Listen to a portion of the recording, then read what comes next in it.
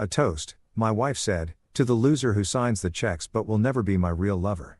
After I'd loved and provided for her for 15 years, I calmly placed a key on the table. Her father saw it, read the note attached, and his face went ash white. Rose, tell me you didn't. Look, I've been to a lot of parties in my life. Birthday parties where someone's drunk aunt decides to tell everyone about her colonoscopy. Retirement parties where grown men cry into their cheap whiskey about the good old days that weren't actually that good. Wedding receptions where the best man's speech goes so far off the rails you'd think he was gunning for a Netflix special. But nothing, and I mean absolutely nothing, prepared me for the moment my wife of 15 years stood up at our anniversary party, champagne flute raised high like the Statue of Liberty's classless cousin, and decided to roast me like I was a marshmallow at a sadistic summer camp. To the loser who signs the checks, but will never be my real lover, Rose announced, her voice carrying across the entire ballroom with the kind of projection that would make Broadway directors weep with envy. The crystal chandelier above us seemed to dim slightly, like even it was embarrassed to witness this train wreck. 80 people. 80 goddamn people were packed into that room, dressed in their finest cocktail attire, holding their fancy drinks with their pinkies out, and every single one of them heard it. The toast that would go down in infamy. The toast that would be whispered about at country clubs for years to come. The toast that made me wish I'd taken up heavy drinking as a hobby instead of just as an occasional weekend activity. The reaction was immediate and visceral. There was this collective gasp that rippled through the crowd like a wave at a baseball game. Except instead of joy and team spirit, it was pure shock and second-hand embarrassment. Then came the nervous laughter. You know the kind, that weird uncertain chuckle people make when they don't know if something is a joke or if they're witnessing an actual crime being committed. Her girlfriends, though? Oh, those harpies didn't bother with nervous laughter. They straight up snickered, covering their mouths with their manicured hands like they were back in high school, standing around their lockers, watching some poor freshman get pantsed in the hallway. They were reliving their glory days, and apparently, I was the entertainment. Meanwhile, there I sat. Her fiancé. Oh wait, scratch that. Her husband. Me. The guy who'd spent 15 years of his life with this woman. The guy who'd held her hair back when she had food poisoning from that sketchy sushi place she insisted was authentic. The guy who'd listened to her complain about her mother for hours on end, nodding sympathetically while secretly wondering if I could fake my own death and start over in Peru. I just sat there, blinking like an idiot who'd accidentally clicked on the wrong Zoom meeting and was now stuck in someone else's corporate nightmare. My brain was doing that thing where it completely short-circuits, like when your computer freezes and you can't even move the mouse cursor. Did she really just say that? Did that actually happen? Am I having a stroke? You'd think this would be the part where I lose my mind, right? The part where I stand up, flip the entire table over like some kind of action movie hero, send the centerpieces flying, watch the china shatter against the marble floor, and storm out while shouting something memorable and badass. You'd think I'd grab the microphone and deliver a devastating counter roast that would make her cry mascara tears into her expensive champagne. You'd think I'd at least throw a dinner roll at her head. But nope. None of that happened. Because here's the thing about being blindsided by public humiliation. Your body goes into this weird autopilot mode where you become unnaturally calm. It's like your brain decides that since you're already in hell, you might as well be polite about it. So instead of causing a scene, I calmly reached into my jacket pocket. Slowly. Deliberately. Like I was reaching for a pack of gum or maybe some breath mints. And I pulled out a small brass key.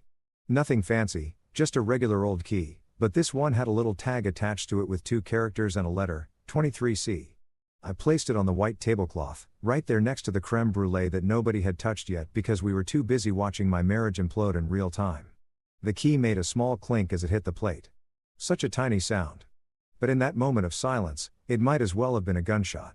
Rose was still standing there, basking in her moment of glory, probably thinking she'd delivered the mic drop of the century. She had this smug little smile on her face, the kind of expression that said she thought she'd won something.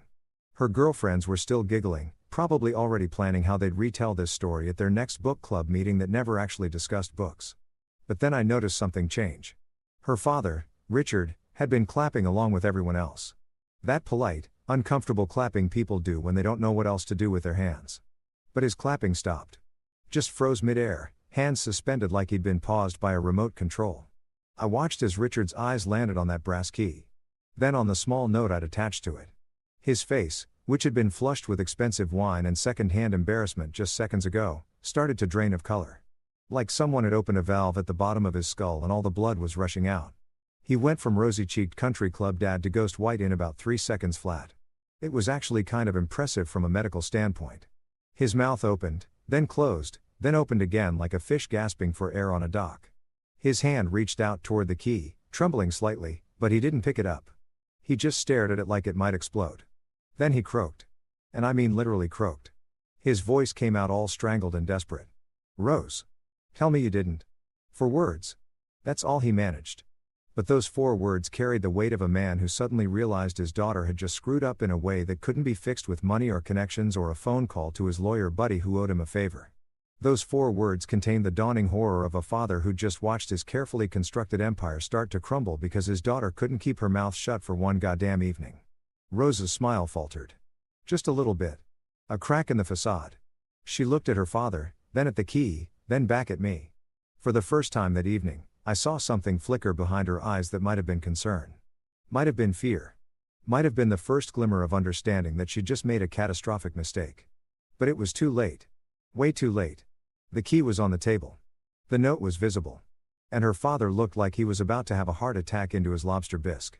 The thing about revenge is that people always expect it to be loud and dramatic. They expect shouting and threats and maybe some light property damage. But the best revenge? The kind that really sticks? It's quiet. It's calculated. It's a brass key placed on a table next to dessert while 80 people watch in confused silence. It's the look on your father-in-law's face when he realizes that his son-in-law isn't the pushover he thought he was. It's the moment when everyone in that room understands that something significant just happened, even if they don't quite know what yet. Vault 23C. 2 numbers and a letter. Such a simple combination. But sometimes the simplest things carry the most weight. And as I sat there, watching Richard's face cycle through several stages of panic, watching Rose's confidence start to waver, watching her girlfriend slowly stop laughing as they sensed the shift in energy, I felt something I hadn't felt in a long time. Peace. Calm. The serene satisfaction of a man who'd just played his hand perfectly. They wanted a toast? Well, they got one. They wanted drama? Oh, honey, the show was just getting started. And the best part? I hadn't said a single word. So there's Rose, still standing at the head of the table like she's waiting for a standing ovation that's never going to come, and her father sitting there looking like someone just told him his entire stock portfolio invested in Enron circa 2001. The room's got this weird energy now, like everyone simultaneously wants to leave, but also can't look away from the disaster unfolding in front of them. It's the same energy you get when you pass a car accident on the highway. You know you shouldn't stare, but damn if you're not slowing down to get a better look. Me? I was done. Completely and utterly done. Not in the dramatic, I'm storming out of here and slamming every door I can find kind of way, but in the I've got better things to do than watch this circus continue kind of way. I pushed my chair back from the table, and let me tell you, even that simple action felt loaded with meaning. The chair legs made this polite little scuffing sound against the marble floor, not loud enough to draw attention, not dramatic enough to seem like I was making a statement, just enough to signal that I was checking out of this nightmare. I wasn't about to give these people the satisfaction of seeing me lose my cool. This wasn't Jerry Springer. This wasn't Maury Povich. This wasn't some trashy reality show where people throw drinks and flip tables while dramatic music plays in the background. I stood up slowly, adjusted my jacket, because even in moments of personal catastrophe, there's something to be said for maintaining your dignity, and started walking. Just walking. One foot in front of the other, like a man who had somewhere to be that wasn't this godforsaken anniversary party from hell. I walked past the dessert trays that were still fully stocked because everyone had been too busy watching my public humiliation to eat the overpriced petit fours. I walked past the chocolate fountain that Rose had insisted we needed, even though I'd argued that chocolate fountains were tacky and reminded me of middle school dances. Guess who was right about that? I walked past the ice sculpture of 2 swans forming a heart, because apparently, nothing says lasting love like frozen water that's going to melt into a puddle by midnight. Then I passed Uncle Jerry, Rose's mother's brother, who was 3 sheets to the wind and trying to casually pocket wine bottles like he was at some kind of all-you-can-steal buffet. He had this red bottle of what was probably a $200 Cabernet halfway into his sport coat, looking around nervously to see if anyone noticed. I noticed Jerry. I noticed, and honestly, good for you. Take the wine. Take all the wine. Take the whole damn bar if you want. I paid for it anyway, so someone might as well enjoy it. At least Jerry had the decency to be stealing from me instead of publicly humiliating me. That's the kind of integrity I can respect. I made it to the front entrance where the valet was stationed, a kid who couldn't have been more than 22, wearing a vest that was 2 sizes too big for him and a bow tie that looked like it was slowly strangling him. He saw me coming and immediately perked up, probably grateful to have something to do besides stand there and pretend he hadn't heard my wife call me a loser in front of God and everybody. He gave me this big, oblivious smile and waved cheerfully. "Car, sir?" he asked, already reaching for his little clipboard where he'd written down what vehicle belonged to which guest. I stopped and looked at him, really looked at him. This poor kid had no idea what had just happened inside. He was just doing his job. Being polite. Trying to earn his tips for the night. Part of me envied him. Part of me wanted to be him. Someone who could exist on the periphery of this disaster without actually being caught in the blast radius. "No, thanks," I said, and I couldn't help the bitter little smile that crept onto my face. I like a long walk after being publicly castrated. The kid's smile froze, his eyes went wide. He had no idea how to respond to that, and honestly I didn't blame him. That's not the kind of thing they cover in valet training, how to handle drunk guests. Sure, what to do if someone vomits on their own shoes? Absolutely. How to respond when a guest makes a joke about his marriage imploding. Yeah, that's not in the manual. He just stood there, mouth slightly open, clipboard hanging limply at his side. I laughed. A short, sharp bark of laughter that probably sounded a little unhinged. He didn't laugh with me. But I did. Because at this point, what else was there to do? I started walking down the hill, leaving the venue behind me. The event space was one of those places that rich people rent out when they want to show off. All stone columns and ivy-covered walls and those fancy uplights that make everything look like it belongs in a home decorating magazine. It sat on top of a hill overlooking the valley, and the driveway curved down through perfectly manicured gardens with those little solar lights lining the path. Very picturesque. Very romantic. Very this is where fairy tales come true. Except my fairy tale had turned into a horror story somewhere around the part where Rose decided I was an acceptable target for public mockery. The cool evening air hit my face as I walked, and I took a deep breath, letting it fill my lungs. It felt good, clean, like I was breathing for the first time in hours, maybe years. The sun was setting behind the mountains, painting the sky in those ridiculous shades of orange and pink that look fake but aren't. Nature was putting on a show, completely indifferent to the personal drama of one middle-aged man whose wife just torched their marriage for a laugh. There was something comforting about that. The world kept spinning. The sun kept setting. Life went on, whether you were having the worst night of your life or not. At the bottom of the hill, right where the fancy driveway met the regular road where regular people drove their regular cars, my truck waited. Beautiful, reliable, unpretentious truck. A Ford F-150, dark blue, with just enough mud on the tires to show it actually got used for real work instead of sitting in a garage as a status symbol. Rose had always hated that truck. She'd wanted me to buy something more sophisticated. A BMW. A Mercedes. Something that screamed, "I have money and I need you to know it." But I kept the truck. Partly because it was practical. Partly because it annoyed her. And partly because sometimes you need something in your life that's just yours, that hasn't been touched, or influenced or criticized by anyone else. I stopped when I reached it, running my hand along the cool metal of the tailgate. And then I smiled. Really smiled, for the first time all night. Because I noticed something I'd been waiting to notice, something I'd planned months ago. The license plate. It ended in 23C. The same combination as the vault key I'd just left on the table next to the creme brulee. The same vault key that had made Richard's face drain of color like someone had pulled the plug on his soul. The same vault key that represented the culmination of months of careful planning and preparation. Was it poetic? Maybe. Was it petty? Absolutely. Did I care? Not even a little bit. Some people might call it excessive, matching your license plate to your revenge scheme. Those people would probably be right. But here's the thing about being systematically disrespected for 15 years. You earn the right to be a little extra when you finally decide to do something about it. You earn the right to have matching license plates and vault keys. You earn the right to plan your exit strategy with the kind of attention to detail usually reserved for military operations or really complicated heists. I pulled my keys from my pocket, the regular keys, not the brass vault key that was currently causing panic attacks at my anniversary party, and unlocked the truck. The interior smelled like coffee and leather and that particular scent of controlled chaos that comes from actually using your vehicle for things other than commuting to brunch. I climbed in behind the wheel, adjusted the rearview mirror, and sat there for a moment in the gathering darkness. Up the hill, I could see the lights from the venue, warm and inviting, like nothing was wrong. I could imagine Rose up there, probably still trying to figure out what the hell just happened, her father probably having some kind of breakdown, her mother probably demanding explanations nobody could give her yet. But that wasn't my problem anymore. Not tonight. Maybe not ever again. I turned the key in the ignition, and the engine rumbled to life with that satisfying growl that only a well-maintained truck engine can produce. I put it in drive, checked my mirrors like a responsible adult, and pulled away from the curb. No squealing tires. No dramatic acceleration. Just a man driving away from a party that he'd technically thrown for himself, heading toward a future that suddenly looked a whole lot more interesting than his past. As I drove, I glanced one more time in the rearview mirror at the receding lights of the venue. Goodbye, Rose. Goodbye, fancy parties. Goodbye, 15 years of settling for less than I deserved. Hello, Vault 23C. Hello, paperwork. Hello, sweet, calculated revenge. Call it poetic. Call it petty. I called it paperwork. And I was going to enjoy every single signature. So while Rose and her gaggle of mean girls were probably still back at the party, cackling about how I needed to grow a pair, and patting themselves on the back for being so edgy and brave, I was 80 miles away at the Lakeside Motel. Room 6, to be exact. And let me tell you, the Lakeside Motel was not winning any awards for luxury accommodations anytime soon. This place made a Motel 6 look like the Ritz-Carlton. But it had three things going for it.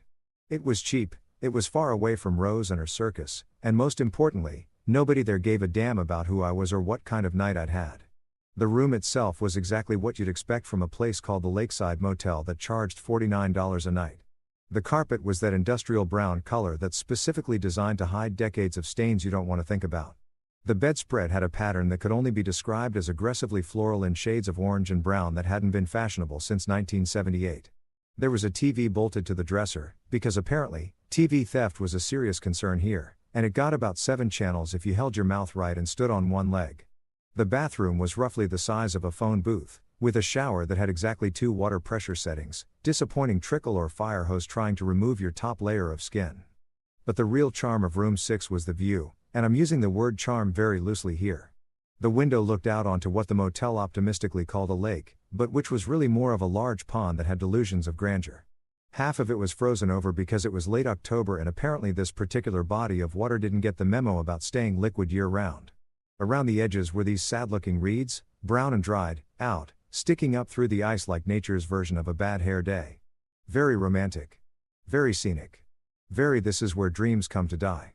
But honestly, after the evening I'd had, those half-frozen reeds were a significant upgrade from crystal chandeliers and ice sculptures. The heater in the corner rattled like it was trying to communicate in Morse code, or possibly like it was harboring the ghost of a very angry raccoon. Every few minutes, it would wheeze, clank, and emit a burning smell that made me wonder if I should be concerned about carbon monoxide poisoning. But it did produce heat, sort of, and that was good enough for me. I wasn't here for ambience. I wasn't here for a good night's sleep. I was here because sometimes when your life implodes at a fancy party, you need to regroup somewhere that nobody would ever think to look for you. I dropped my keys on the nightstand, which wobbled because one leg was shorter than the others, naturally, and sat down on the bed. The springs creaked ominously, like they were debating whether or not they could support my weight. I hadn't brought much with me. No overnight bag packed with toiletries and a change of clothes like I was planning some kind of getaway. No rifles or weapons or anything that would make this look like the opening scene of a crime drama where the wronged husband goes off the deep end. Just one thing. A black leather briefcase that looked completely out of place in this dump of a motel room. I set the briefcase on the bed next to me and clicked it open. Inside were 3 folders, each one labeled with neat, professional tabs that screamed, "I've been planning this for a while and I'm not messing around." The first folder, Plan A Divorce. Clean, simple, straightforward. All the paperwork already drawn up, already reviewed, already notarized. Just needed signatures. The second folder, Plan B, Eviction. Because apparently, when you systematically disrespect someone for 15 years, you don't get to keep living in the house they bought. And the third folder, my personal favorite, Plan C Nuclear. I hadn't opened that one yet. I was saving it. Like a fine wine or a really good piece of chocolate, some things are meant to be savored at just the right moment. I pulled out my phone, which had been buzzing intermittently with texts and calls that I'd been gleefully ignoring, and scrolled through my contacts until I found the name I was looking for. Ms. Harriet Healy, Esquire. Estate lawyer extraordinaire. The woman who'd helped me set all of this up, who'd listened to my ideas that probably sounded insane at first, and who'd simply nodded and said, "I can work with that." I loved Ms. Healy. Not in a romantic way. The woman was 73 years old and happily married to her wife of 40 years. But I loved her in the way you love someone who sees you at your most vindictive, and doesn't judge, just takes notes. I hit the call button. It rang twice before she picked up. I was wondering when you'd call, she said, no preamble, no small talk. That was another thing I loved about Ms. Healy. She didn't waste time with pleasantries. I take it the toast happened? Oh, it happened, I said, leaning back against the headboard, which immediately protested with a loud crack that made me wonder if I was about to end up on the floor. She called me a loser who signs the checks but will never be her real lover. In front of 80 people, including her father, there was a pause. Then Ms. Healy made this sound that was half laugh, half snort. Well, that's certainly grounds for activating the clause. Did you leave the key? Left it right next to the creme brulee? I confirmed. Richard looked like he was about to have a stroke. It was beautiful. I bet it was, Ms. Healy said, and I could hear the smile in her voice. So we're doing this? We're really doing this. Activate 23C. I said calmly, firmly, like I was ordering coffee instead of triggering a carefully orchestrated plan that would dismantle my wife's entire life. And start the timeline. She didn't ask why. That was the thing about lawyers like Ms. Healy. The really good ones. The ones who'd been practicing law since before I was born, the ones who'd seen every flavor of human drama and dysfunction. They didn't need backstories. They didn't need explanations or justifications or long speeches about hurt feelings and broken trust. They just needed signatures. They needed facts. They needed dates and times and notarized documents. The emotional stuff? That was my problem. Her job was to make sure everything was legal, ironclad, and absolutely bulletproof.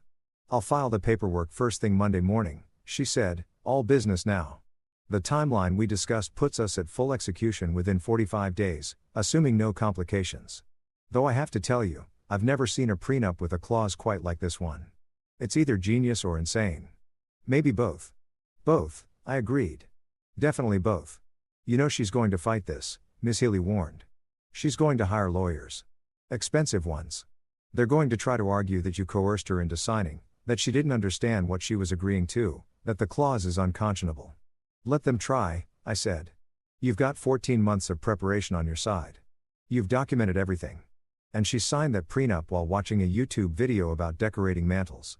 We've got the browser history to prove it. Ms. Healy laughed, a full belly laugh that made me smile despite everything. You know what? I've been practicing law for 47 years. I've handled divorces, estates, trusts, you name it. And this? This is going to be the most satisfying case I've worked on in decades. Not because of the money, though the billable hours are nice, but because sometimes, just sometimes, you get to help someone who actually deserves help. We talked for another few minutes, going over details, confirming timelines, making sure all the pieces were in place. Ms. Healy had been prepping this for 14 months.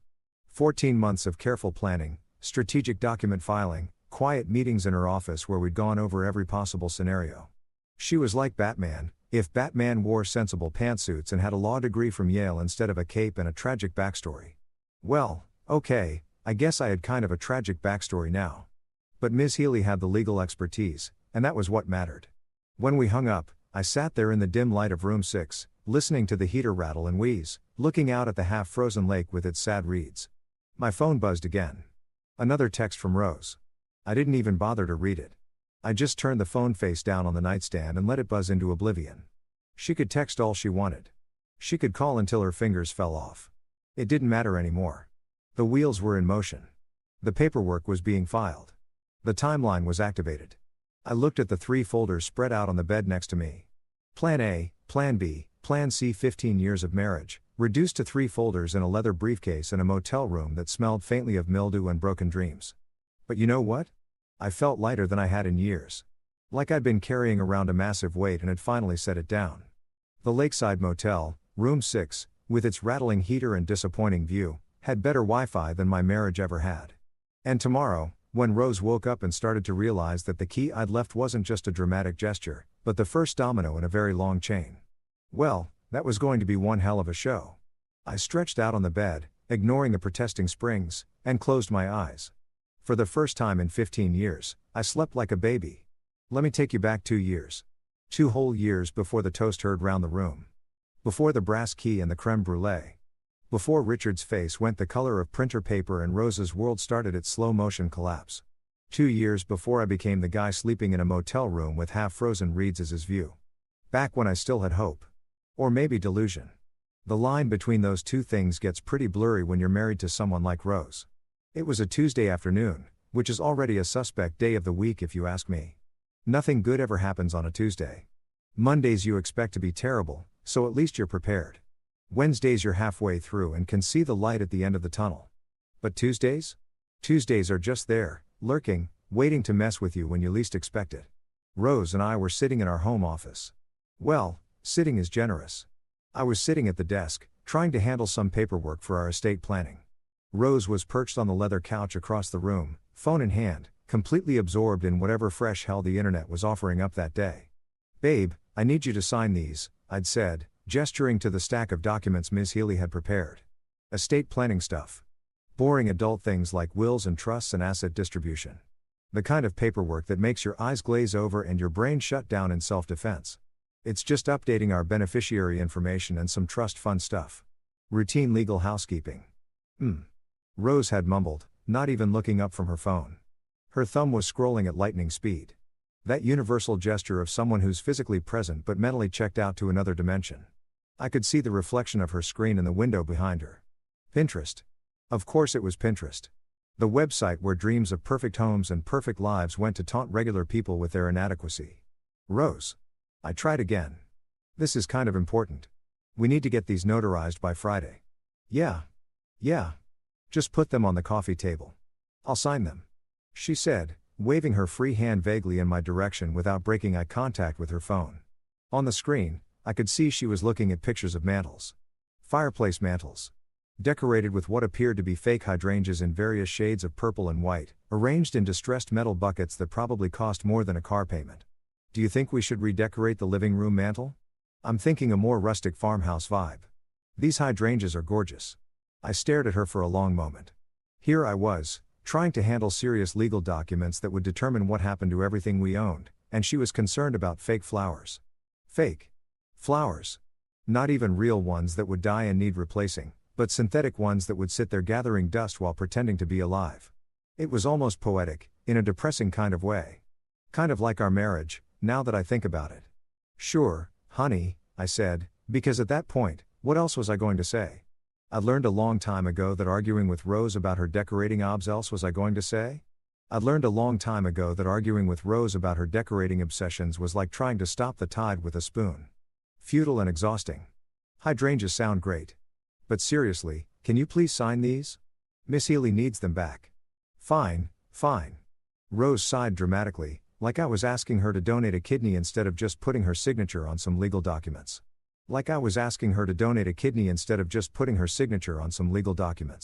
She finally, looked up from her phone, set it down on the couch cushion next to her with the kind of reverence usually reserved for religious artifacts, and stood up. She walked over to the coffee table where I'd laid out the documents, all neatly flagged with those little yellow sign here, tabs that lawyers love so much. Now, here's where it gets interesting. See, I've been working with Ms. Healy on these documents for about 3 months at that point. 3 months of careful planning, strategic wording, and what Ms. Healy called protective measures. The bulk of it was standard estate planning stuff. Genuinely boring legal language about trusts and distributions and tax implications. The kind of stuff that would make a normal person's brain melt out of their ears. But buried in there, on page 47 of a 63-page document, was a little something special. Something Ms. Healy and I had crafted with the precision of Swiss watchmakers and the vindictiveness of scorned poets. Clause 19b. Innocuous little number. Easy to miss if you weren't paying attention. And Rose, bless her heart, was never paying attention. The clause read, in very official legal language that took 3 paragraphs to say what could have been said in 1 sentence. In the event that either party engages in public acts of humiliation, degradation, or deliberate disrespect toward the other party in a social setting with witnesses numbering 10 or more persons, said behavior shall constitute grounds for immediate nullification of inheritance rights, asset claims, and spousal benefits as outlined in sections 12 through 18 of this agreement. Translated into normal human language. If you publicly humiliate me in front of a crowd, you lose everything. Your inheritance. Your claim to our shared assets. Your spousal benefits. All of it. Gone. Poof. Like it never existed. It was beautiful. It was diabolical. It was probably the most satisfying paragraph I'd ever had a hand in writing. The best part? The absolute cherry on top of this revenge sundae. The clause didn't require cheating. Didn't require theft. Didn't require criminal activity or violence or any of the usual suspects that tank marriages. Just disrespect. Public disrespect. The kind of casual cruelty that Rose had been dishing out in small doses for years, that I'd been swallowing and ignoring and pretending didn't hurt. All it took was one big public moment of humiliation, and the trap would spring. Ms. Healy had questioned whether it would hold up in court. It's creative, she'd said, adjusting her glasses and studying the language we'd crafted. Very creative, but also potentially challengeable. A good lawyer might argue it's too subjective. What constitutes humiliation? Who decides if something crosses the line? That's why we need to be specific, I'd told her. We need measurable criteria: number of witnesses, public setting, clear intent to demean or disrespect, number of witnesses, public setting, clear intent to demean or disrespect. And we document everything. Every snide comment she makes in front of people. Every little jab. Build a pattern. So when the big one happens, and it will happen, trust me, we have evidence that this wasn't a one-time thing. This was a pattern of behavior. Miss Healy had smiled at that. A thin, professional smile that told me she'd seen her share of marriages held together by spite and habit. You're either very smart or very paranoid, she'd said. Can I be both? I'd replied. So there was Rose, standing at the coffee table, pen in hand, speed reading through 63 pages of legal documentation like she was trying to set a world record. Except she wasn't really reading. She was skimming. Barely even that. Her eyes were glazing over at all the heretofore and notwithstanding and party of the first part, nonsense that lawyers use to make sure nobody actually understands what they're signing. Every few pages, she'd flip to a yellow tab, scribble her signature, which had gotten progressively sloppier over the years, I noticed, and move on to the next one. This is so boring, she complained about halfway through the stack. Why do lawyers have to use so many words? Can't they just say things like normal people? It's to protect us, I said, mild, watching her sign page after page without reading a single word. Make sure everything's legal and binding. Yeah, well, it's still boring, she muttered. She was on page 46 now. One more page until clause 19b. I felt my heart rate pick up slightly, though I kept my face completely neutral. This was it. The moment of truth. Would she actually read it? Would something catch her eye? Would she ask questions? Page 47. She flipped to it, found the yellow tab marking her signature line at the bottom, and signed. Just like that. No hesitation. No reading. No questions. Her signature, Rose M. Patterson, looped across the line in blue ink, legally binding her to terms she didn't even know existed. It was almost too easy. Almost anticlimactic. I built this up in my head as this huge moment, and she just breezed right through it while thinking about fake flowers. There, she said, signing the last page with a flourish and dropping the pen on the table. Done. Happy now? Can I get back to my mantles? Very happy, I said, gathering up the documents carefully, making sure not to smudge any of the fresh ink. Thank you, honey. I'll get these to Ms. Healy tomorrow. Rose was already back on the couch, phone in hand, scrolling through more pictures of farmhouse decor. We should definitely get those hydrangeas, she said absently, and maybe some of those distressed metal buckets. Very on trend right now. Sure, babe, I said, sliding the documents into a folder, then into my briefcase. Whatever makes you happy. And that was it. That was the moment that sealed her fate, 2 years before she'd stand up at our anniversary party and call me a loser in front of 80 people. She'd signed away her future while shopping for home decor. She'd triggered her own trap while watching a video on how to arrange fake flowers in rustic containers. She'd played herself, as the kids say, and she didn't even know it. I took those documents to Ms. Healy the next day. She notarized them, filed them, and locked them away in her safe. Well, she'd said, stamping the final page with her official seal. That's that. Let's hope you never have to use this. Let's hope, I'd agreed. But even then, 2 years before the toast, I knew better. I knew Rose. I knew her casual cruelty, her need to be the center of attention, her complete lack of awareness about how her words affected other people. It wasn't a matter of if she'd crossed the line. It was when. And I'd be ready. Clause 19b would be waiting, patient as a landmine, for the moment she finally went too far. Classic Rose indeed. She'd signed her own divorce papers while deciding between purple and white hydrangeas. You couldn't make this stuff up if you tried. Meanwhile, back at the party, because of course this story needs to cut back to the scene of the crime like some kind of revenge thriller, Richard Patterson was having what medical professionals would probably classify as a significant cardiovascular event. Not a full heart attack. Mind you, but definitely in the neighborhood. His hands were shaking. His collar suddenly felt too tight. And that brass key sitting on the table next to the untouched creme brulee was staring at him like it contained the secrets of the universe. Or at least the secrets of his imminent financial doom. Now, Richard Patterson was not a stupid man. You don't build a successful commercial real estate empire by being stupid. You don't navigate decades of cutthroat business deals and shady contractors and zoning board meetings by being an idiot. Richard knew things. He understood leverage. He recognized power plays. And he absolutely, without a shadow of a doubt, knew that a brass key appearing at the exact moment his daughter publicly humiliated her husband was not a coincidence. This wasn't some random key that fell out of my pocket. This was a message. A very specific, very deliberate message that made his blood pressure spike like he'd just mainlined espresso. The thing about Richard was that he'd always underestimated me. Always. From the moment Rose brought me home to meet the family 15 years ago, he'd sized me up and found me adequate. Not impressive. Not remarkable. Just adequate. A decent enough guy with a decent enough job who'd probably treat his daughter decently. I wasn't flashy. I wasn't from old money. I didn't golf at the country club or sail yachts or do any of the things that Richard's social circle considered markers of success. I was just some regular guy who happened to fall in love with his daughter, and Richard had tolerated me the way you tolerate a mid-range sedan. It gets you where you need to go, but you're not going to brag about it at parties. What Richard didn't know, what nobody knew, really, was that adequate can be a very effective disguise.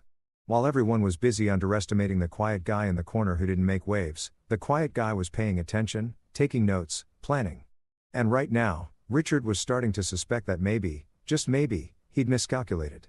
The party was still going, sort of. The energy had shifted from elegant anniversary celebration to did we really just witness that in record time. Guests were clustering in small groups, whispering behind their champagne flutes, trying to figure out if they should leave or stay or pretend nothing happened. Rose was still standing at the head table, looking confused and slightly annoyed that her big moment hadn't landed the way she expected. Her friends were around her, probably telling her she was brave and stunning and whatever other nonsense mean girls tell each other when they've collectively crossed a line. But Richard wasn't paying attention to any of that. His entire world had narrowed down to that key and the small note attached to it. His fingers were trembling as he reached for it. And I wish I could have been there to see it. I wish I could have watched in real time as he picked up that key, felt its weight in his palm, and read the note I'd so carefully prepared. The note that said, in my handwriting, Vault 23C. First National Bank, Downtown Branch. You might want to check this before Monday. Before Monday. That was the kicker. That was the part that would send him into panic mode. Because Richard Patterson was a businessman and businessmen understand deadlines. They understand that before Monday means you have approximately 36 hours to fix whatever catastrophe is about to happen. It means the clock is ticking. It means someone has made a move and you're already behind. Richard stood up so fast his chair tipped backward and clattered against the marble floor. Nobody noticed except his wife, Eleanor, who grabbed his arm with perfectly manicured nails and hissed. Richard. What's wrong? You look terrible. I need to go, Richard said, his voice tight and strangled. He wasn't even trying to be discreet anymore. I need to go right now. Go? Richard, we're at our daughter's anniversary party. You can't just leave. Watch me, Richard said, shaking off her hand and shoving the key into his pocket like it was radioactive. He looked around the room wildly, spotted Rose still holding court with her friends, and made a beeline for the exit. No goodbyes. No explanations. Just a 62-year-old man in a custom suit practically running through a ballroom full of confused guests while his wife called after him in increasingly shrill tones. Richard made it to his car, a silver Mercedes S-Class that cost more than most people's houses, in under 2 minutes. His driver, Carlos, was leaning against the hood smoking a cigarette and scrolling through his phone, expecting to be there for at least another 2 hours. He looked up in surprise as Richard came barreling toward him like a man being chased by bees. Keys, Richard barked. Give me the keys. I'm driving. Carlos blinked. In the 8 years he'd worked for Richard Patterson, the man had never once driven himself when Carlos was on duty. Sir, is everything? Keys. Now, Carlos handed over the keys, and Richard practically dove into the driver's seat. The engine roared to life, and he peeled out of the parking lot with a screech of tires that definitely violated the maintain elegance at all times policy of the venue. He left Carlos standing there in a cloud of exhaust, probably wondering if he still had a job. The drive to First National Bank normally took about 30 minutes. Richard made it in 18, breaking approximately 47 traffic laws in the process. It was Saturday evening, which meant the bank was closed to regular customers, but Richard Patterson wasn't a regular customer. Richard Patterson was a platinum account holder with the kind of balance that meant the bank manager had his personal cell phone number and instructions to be available within reason for emergencies. And if this wasn't an emergency, Richard didn't know what was. He pulled into the bank's parking lot, tires squealing, and sat there for a moment gripping the steering wheel so hard his knuckles turned white. His heart was pounding. His shirt was soaked with sweat despite the cool evening air.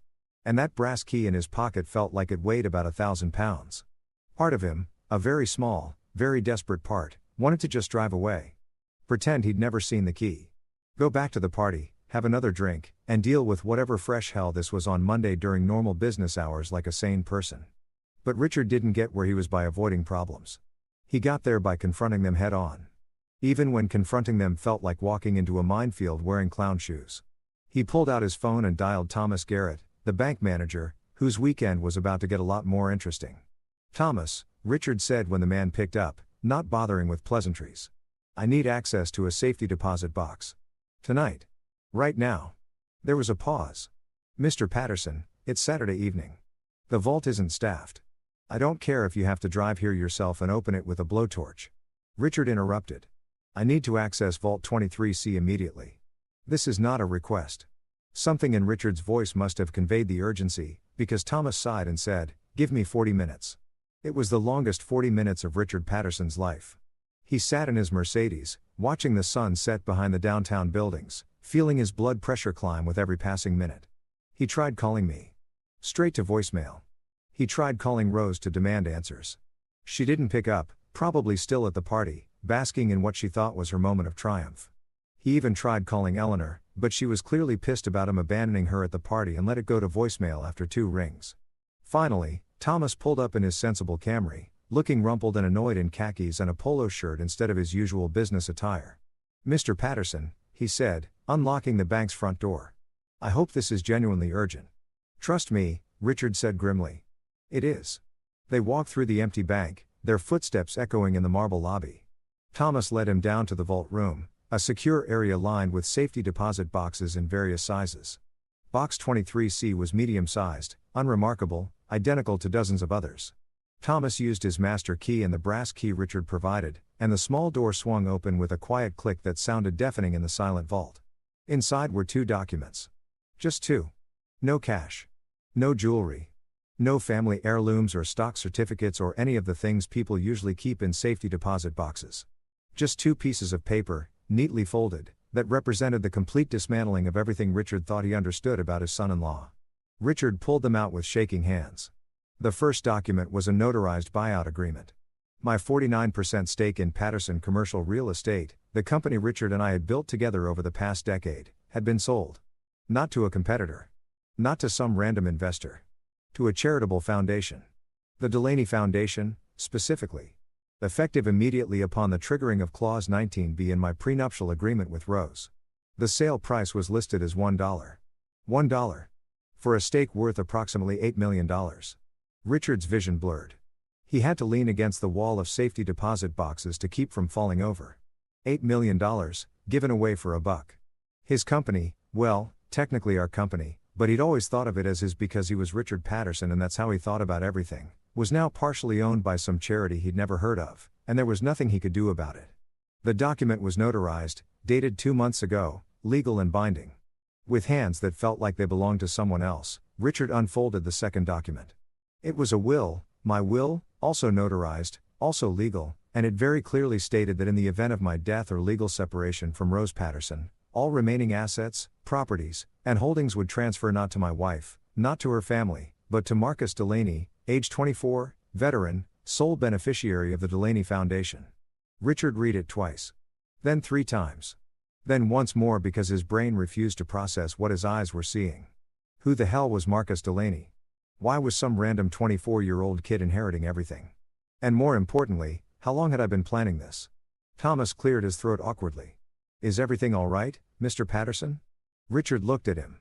And for the first time in his 62 years, Richard Patterson had absolutely no answer. His face was ash white. His palms were sweating through the expensive paper. And somewhere, probably still at that godforsaken motel with the half-frozen lake, I was sleeping peacefully, knowing that Richard had just discovered exactly how much he'd underestimated the adequate son-in-law. The quiet guy. The one who didn't make waves. The one who'd just made the biggest wave of all. His name was Marcus Delaney, and the first time I met him, I was pretty sure he could snap me in half like a pretzel stick without breaking a sweat. The guy was built like someone had taken a Greek statue, given it a military haircut, and taught it how to stand at attention so perfectly it made my slouched, middle-aged accountant posture look like a question mark having an existential crisis. He was 24 years old, which meant he was young enough to be my son if I'd been a very irresponsible teenager, and he carried himself with the kind of rigid discipline that screamed, "I've seen things that would make civilians cry into their overpriced lattes." Screamed, "I've seen things that would make civilians cry into their overpriced lattes." We met in the conference room of a cheap hotel, not the Lakeside Motel with its rattling heater and depressing view, but a different cheap hotel about 40 miles south called the Restwell Inn, which was an optimistic name considering the paper-thin walls and the interstate highway that ran about 30 feet from the building. The conference room was exactly what you'd expect from a budget hotel. Beige walls, beige carpet, beige everything, with a long table that had seen better days and chairs that squeaked every time you shifted your weight. There was a whiteboard on one wall with some previous meetings notes still faintly visible, something about Q3 sales projections and increased cold calls. And a coffee station in the corner with one of those industrial brewers that made coffee taste like it had been filtered through a gym sock. I got there first, which was intentional. I wanted to be the one waiting, not the one arriving. It's a small power move, but when you're about to hand over $8 million worth of assets to a stranger, you take whatever power moves you can get. I brought black coffee in a thermos because I didn't trust the hotel's brew, and I was sitting at the head of the table when Marcus walked in at exactly 2 p.m. Not 1.59. Not 2.01. Exactly 2 o'clock, because apparently, the Marine Corps teaches you that being early is on time, being on time is late, and being late is unacceptable. He was wearing his dress uniform, which I hadn't expected but probably should have. Navy blue jacket with more medals and ribbons than I could identify. Khaki shirt underneath, the kind of creases in his pants that looked like they could cut paper.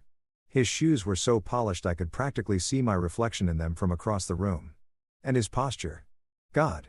His posture made me want to apologize to my chiropractor for all the years of slouching.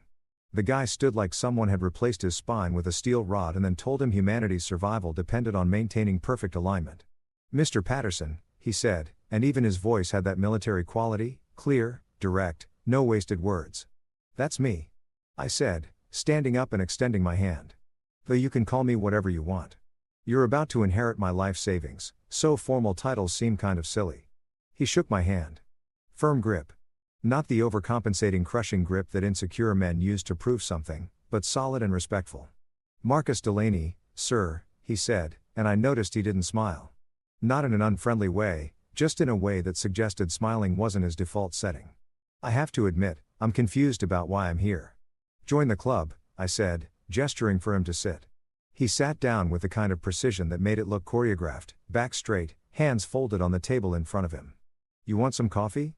Fair warning, the hotel stuff tastes like despair, but I brought a thermos of the decent stuff.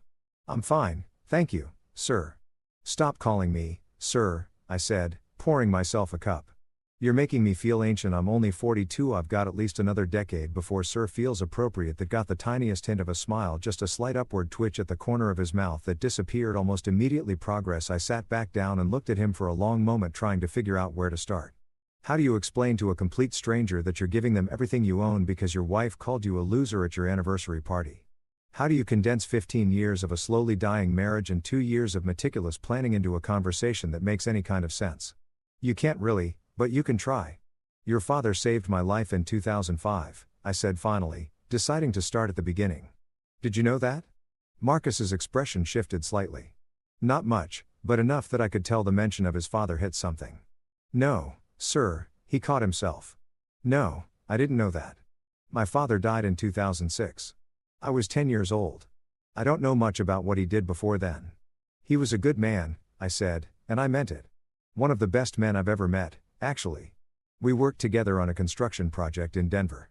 I was young, stupid, thought I knew everything about electrical work because I'd read some books and taken some classes.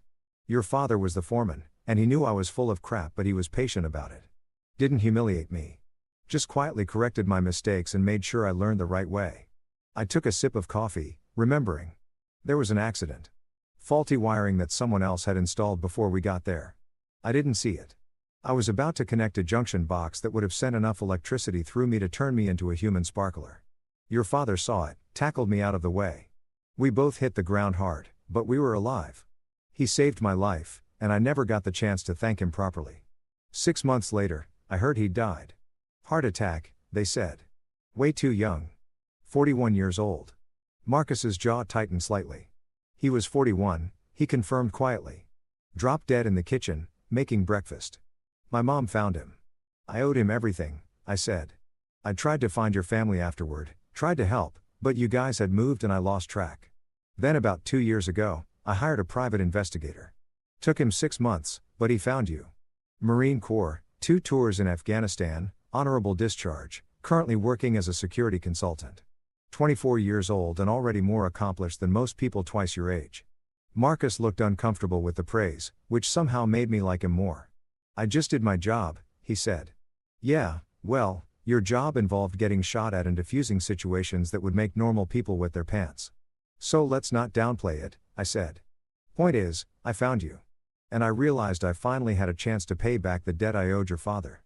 Not to him directly, obviously. But to you. His son. The person he'd want taken care of. Don't need charity, Marcus said, and there was steel in his voice now. Pride, the kind of pride that comes from making it on your own and not asking for handouts. Good, I said, because this isn't charity, this is a business transaction. I'm not giving you money out of pity or some misguided sense of guilt, I'm giving it to you. Because unlike Rose, that's my wife, soon to be ex-wife. You won't spend it on throw pillows and champagne fountains. That got a real smile out of him. Small, but genuine. I don't even know what a champagne fountain is, he admitted. Consider yourself blessed, I said. It's exactly what it sounds like, and it's exactly as stupid as you're imagining. Cost me $4,000 to rent one for our anniversary party last weekend. You know what happened at that party? Marcus shook his head. My wife stood up in front of 80 people and made a toast, calling me a loser who signs the checks but will never be her real lover, I said flatly. So I left her a key to a safety deposit box and walked out. Her? I said flatly. So I left her a key to a safety deposit box and walked out. That key led to documents showing that everything I own, my share of the business, my assets, all of it, is now going to you instead of her. Because I'd rather give $8 million to a stranger who served his country than to a woman who spent 15 years treating me like a walking ATM with mediocre bedroom skills. Marcus blinked. It was possibly the most emotion I'd seen from him since he walked in. $8 million, he repeated, like he wasn't sure he'd heard correctly. Give or take, I said, pending some final paperwork, but yeah, 8 million. Maybe a little more, depending on how the business valuation shakes out. Your father saved my life, Marcus. That life earned $8 million. Seems only fair his son gets it instead of my ungrateful wife. There was a long silence. Marcus sat there processing, his face going through a series of micro-expressions too quick for me to fully read. Shock. Confusion. Disbelief. Maybe a little bit of anger, like he suspected this was some kind of elaborate prank. Finally, he spoke. Why me? He asked, his voice rough. Why not donate it to veterans' charities? Why not just burn it if you hate your wife that much? Why give it to some random guy you don't even know? I leaned forward, looking him straight in the eye.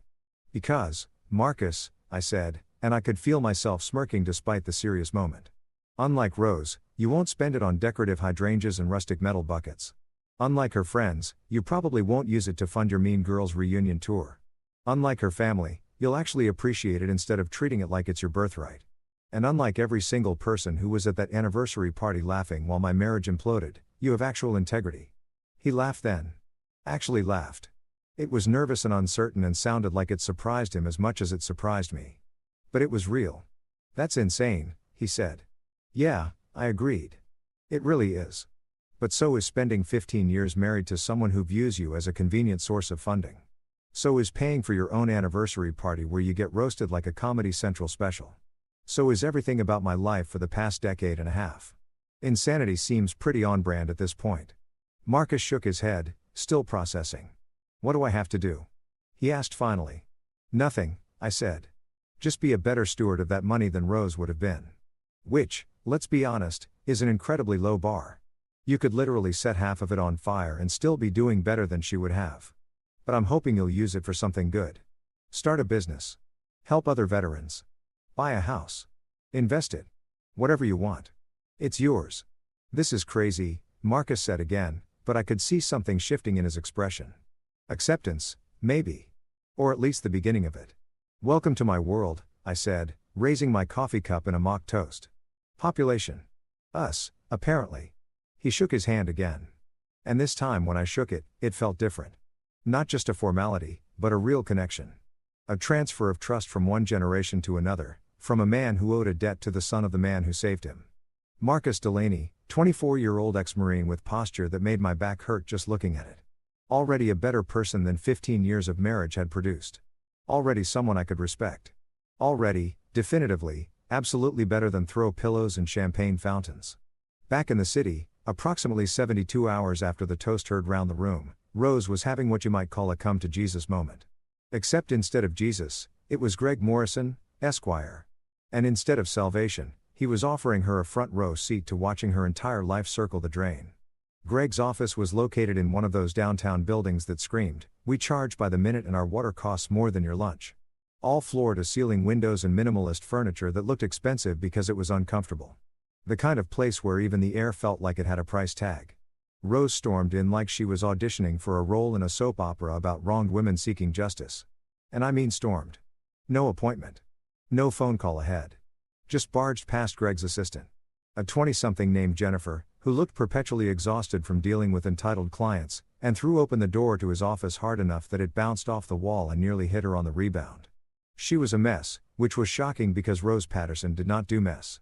Rose Patterson did carefully curated Instagram-worthy outfits and perfect hair and makeup that looked natural but took an hour to achieve. But today? Today Rose looked like she'd gotten dressed in the dark during an earthquake. No lipstick, which was maybe the most alarming thing of all. Rose without lipstick was like a wedding cake without frosting.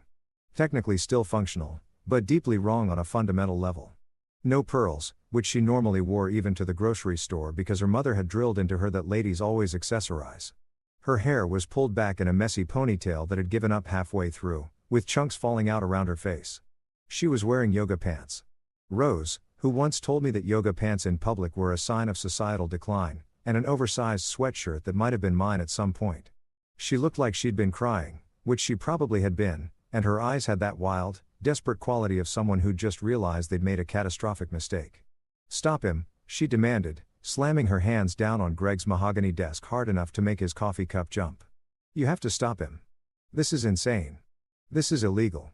There has to be something you can do." Greg, to his credit, didn't even flinch. He'd been practicing family law for 23 years, which meant he'd seen every flavor of marital meltdown known to humanity. Crying spouses? Tuesday morning. Screaming matches in his office? Wednesday afternoon. Someone threatening to set their ex's car on fire? That was last Thursday. Greg had seen it all, heard it all, and developed the kind of unflappable calm that usually only comes from either extensive meditation practice or heavy medication. He set down his pen, folded his hands on his desk, and looked at Rose with the expression of a man who was getting paid $400 an hour to deliver bad news. "Good morning, Rose," he said calmly. "Please, have a seat." "I don't want to sit." Rose shrieked, but then immediately sat down anyway because even in the middle of a breakdown, years of social conditioning about being polite won out. "Greg, he's taking everything. Everything. The house, the business, the accounts. He can't do this. Tell me he can't do this." Greg reached into his desk drawer and pulled out a file. Not just any file, but the file. The one I'd been working on with Ms. Healy for 2 years. The one that contained every carefully worded clause.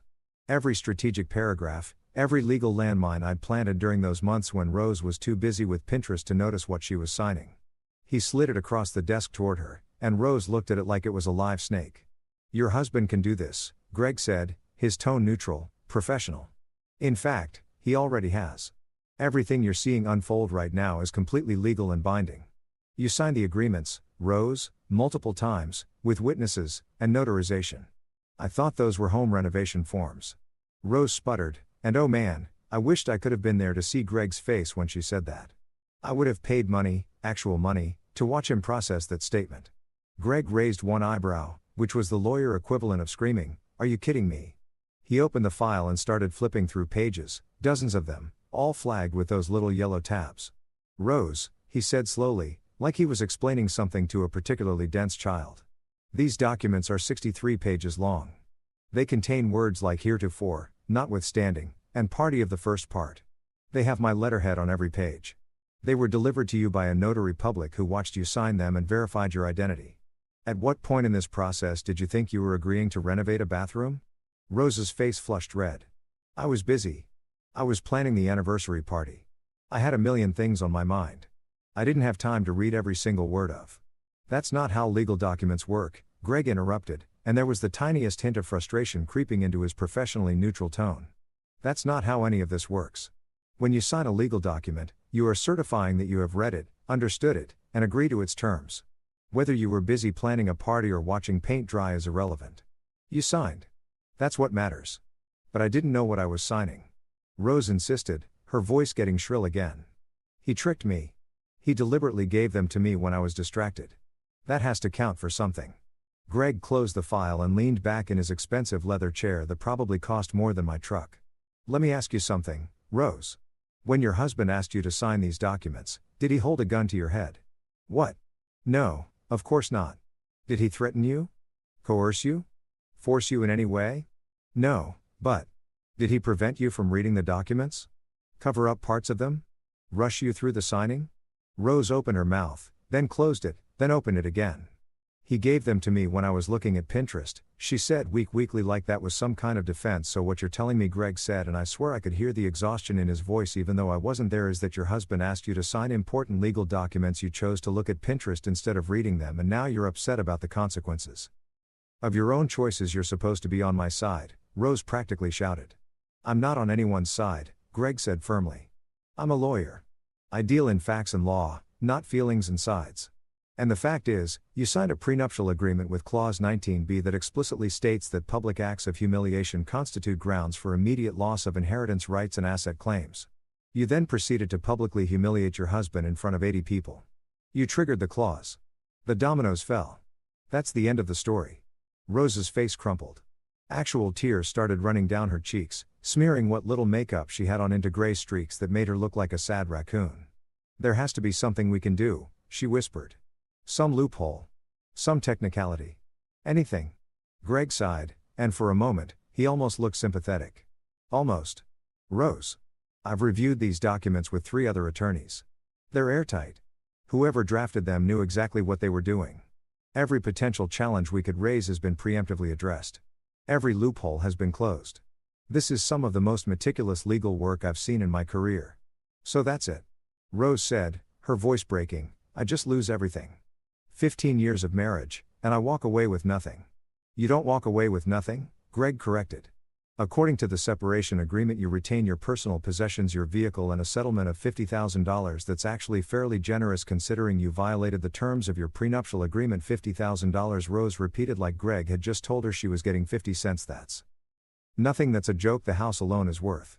The house that your husband purchased before you were married and maintained the title on solely in his name? Greg interrupted. That house. You have no claim to it. Never did. It was never a marital asset. Rose's mouth opened and closed like a fish gasping for air. I knew that look. That was the look of someone realizing that the world they thought they understood had been completely different all along. That was the look of someone who'd been playing checkers while everyone else was playing chess. That was the look of someone who'd spent 15 years taking their spouse for granted and had just discovered there were consequences. What about the business? Rose tried desperately. I'm Richard's daughter. He's not going to let some stranger take over. Your husband sold his 49% stake to a charitable foundation, Greg said, pulling out another document. The sale was executed 2 months ago and filed with the state last week. It's done. Your father can choose to buy out the foundation if he wants, but that's between him and them. You have no standing in that negotiation. This is because of the toast, Rose said suddenly, like she'd just had a revelation. This is all because of one stupid toast at a party. He's ruining my life over a joke. Greg leaned forward, and when he spoke, his voice had an edge to it that probably made opposing counsel nervous in court. Rose, let me be very clear about something. Your husband didn't ruin your life. You did. He spent 2 years carefully documenting every instance of public disrespect. Every snide comment you made at dinner parties. Every eye roll in front of friends. Every little joke at his expense. He has witnesses. He has dates. He has a pattern of behavior that establishes this wasn't one isolated incident, but rather a long-term issue that culminated in that toast. He pushed a stack of papers toward her. This is just a fraction of the documentation. There are 17 separate incidents over the past 2 years where witnesses heard you mock your husband publicly, calling him boring at Janet's birthday party, telling your book club he was adequate in every way, emphasis on adequate, making jokes about his clothes, his job, his hobbies, his intelligence, all documented, all witnessed, all evidence that you created a hostile marriage environment. Rose stared at the stack of papers like they were written in a foreign language. People make jokes about their spouses all the time, she whispered. That's normal. That's what couples do. There's a difference between affectionate teasing and systematic degradation, Greg said. Your husband's lawyers will argue, successfully, I might add, that you crossed that line repeatedly, and then you nuked it from orbit with that toast. You gave them everything they needed. So what am I supposed to do now? Rose asked, and she sounded small. Defeated. Nothing like the confident woman who'd stood up at that party thinking she was so clever, so edgy, so brave. Greg closed the file with a finality that felt like a door slamming. You sign the separation agreement. You take your $50,000. You move on with your life. And Rose. He looked at her seriously. You learn from this. You learn that actions have consequences. You learn that the quiet guy you think is a pushover might just be someone who's taking notes. And you learn to read what you sign. Rose left Greg's office looking like she'd been hit by a truck, or maybe like she just realized she'd been driving toward a cliff for 15 years and had finally run out of road. Jennifer, the assistant, watched her stumble out with a knowing look that suggested she'd seen this exact scenario play out before with different names and faces. Greg sat at his desk, probably already billing for the time, and somewhere in the back of his mind, he was probably thinking what everyone thinks when they watch a spectacular self-destruction. Well, she really renovated herself right out of her marriage, didn't she? A week later, Richard drove up to my cabin. The man looked like he'd aged 10 years in 7 days, which honestly wasn't surprising considering his entire world had imploded faster than a Sioux Fall in an earthquake. His face had more lines than I remembered, his eyes were bloodshot, and he was wearing jeans and a flannel shirt instead of his usual business casual uniform, which told me more about his mental state than any conversation could. We didn't say much at first. I handed him a glass of rye whiskey. The good stuff, not the cheap crap. And we sat by the fire watching the flames dance while the silence stretched out between us like taffy. It was the kind of silence that wasn't uncomfortable, just heavy. Loaded with all the things we both knew but didn't want to say out loud yet. They blame me now, Richard said finally, his voice rough like he'd been gargling gravel. Rose and Eleanor. They're saying this is my fault. That I should have seen it coming. That I should have controlled you better. I snorted into my whiskey. Control? Richard, I wasn't a dog on a leash. I was the guy paying for the leash. Big difference. He chuckled despite himself a dry bitter sound that had no real humor in it. Yeah, I'm starting to realize that he took a long drink then stared into the fire. She really said that toast? I nodded word for word. Called me a loser who signs the checks but will never be her real lover in front of 80 people including you. Richard's face crumpled slightly, and I really looked ash white when I read that note. Like someone had opened a drain valve in your soul, I confirmed. We drank in silence after that. Richard left an hour later with guilt weighing him down like a backpack full of bricks. I stayed by the fire with peace settling over me like a warm blanket, watching the embers glow and feeling lighter than I had in 15 years. Weeks later, Rose received the final notice. Every asset, every title, every account had been legally transferred. She dropped into a chair, pale as skim milk, while her mother screeched in the background like a banshee who'd just discovered her favorite store was closing. Rose called me 17 times that day. 17. Each call went straight to voicemail, where they joined the other 100+ messages I'd been cheerfully ignoring. Her texts started coming in waves. We need to talk. This is ridiculous. It was just a joke. Please call me. You're being unreasonable. Each one more desperate than the last.